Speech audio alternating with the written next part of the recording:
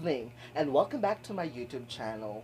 So for tonight's video, I will be teaching you on how to read the word refrigerator in a different language.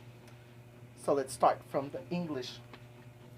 Refrigerator, refrigerador, frigorifero,